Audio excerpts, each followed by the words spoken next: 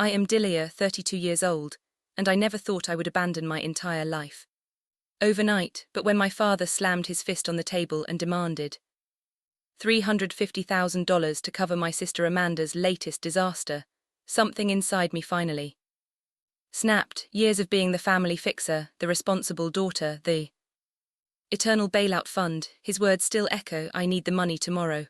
No delays. I smiled and simply said, okay. He had no idea what that really meant. Before I dive deeper into this story, drop a comment letting me know where you are watching from. Hit that like button and subscribe if you have ever had to make a difficult decision that changed everything. Trust me, what happened next will make you question everything about family obligation. To understand why I disappeared that night, you need to know about my family. My father John built a moderately successful real estate business through sheer force of will and an uncompromising personality. He ran our family the same way he ran his business, with absolute authority and the expectation of immediate compliance. My mother Susan was his perfect counterpart, the perpetual peacekeeper who smoothed over his rough edges with gentle words and quiet submission. Then there was my younger sister Amanda, 3 years my junior and light years away in responsibility, while I earned straight A's and worked part-time jobs. Since 16, Amanda floated through life on charm and dramatics. She failed classes, but somehow still got praised for trying her best. She crashed cars and got new ones. She quit jobs when they became too stressful and somehow always landed on her feet, usually with financial help from our parents. Amanda is more sensitive than you, my mother would explain. Whenever I questioned the double standard, you're the strong one, Dilia, you can handle things, and I did handle things. I handled working 30 hours a week while maintaining a 4-point GPA. I handled applying for every scholarship possible to afford college without asking my parents for money, despite knowing they paid for Amanda's tuition in full when she decided to study fashion design on a whim. College years were a stark contrast between us. While I juggled multiple jobs and internships, Amanda posted endless social media updates from parties and spring break trips. I lived in a cramped apartment with 3 roommates to save money. She had a cute downtown studio, paid for by our parents. When I graduated with honors in finance, my parents attended but left early because Amanda had an emergency that turned out to be a breakup with her boyfriend of 2 weeks. I built my career methodically at an investment firm, starting as an analyst and working my way up to senior advisor through consistent performance and countless late nights.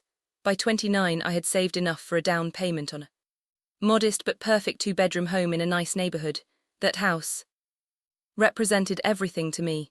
Every extra shift, every vacation I never took, every dollar carefully saved instead of spent. My relationship with Amanda deteriorated as we moved into our late 20s. While I established financial independence, her lifestyle continued to be subsidized by our parents and increasingly by me. The first major bailout came when Amanda decided to launch an online clothing boutique 4 years ago. She needed $15,000 for initial inventory, but had maxed out her credit cards and been denied a small business loan due to poor credit. My father called me, not asking but telling me to help your sister out. I transferred the money the next day, creating a payment plan that Amanda followed for exactly 2 months before the excuses began. The business folded within a year. The second incident happened when Amanda got involved with a wealthy man who turned out to be married. After a messy public confrontation with his wife, Amanda was sued for property damage and emotional distress. $20,000 of my savings disappeared to settle that case quickly and quietly.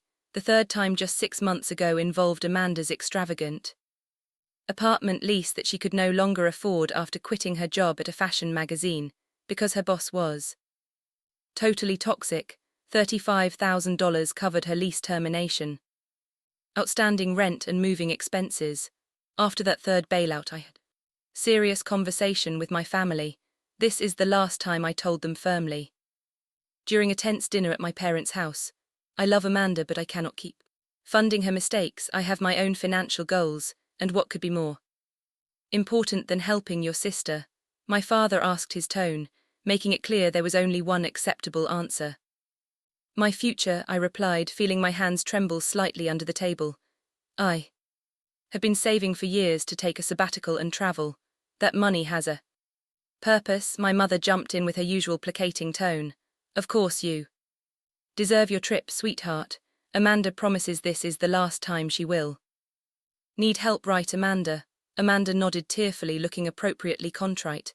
I swear, Dee, I am going to get my act together. New job interviews lined up already. I wanted to believe her. Part of me always wanted to believe in the family fantasy that we supported.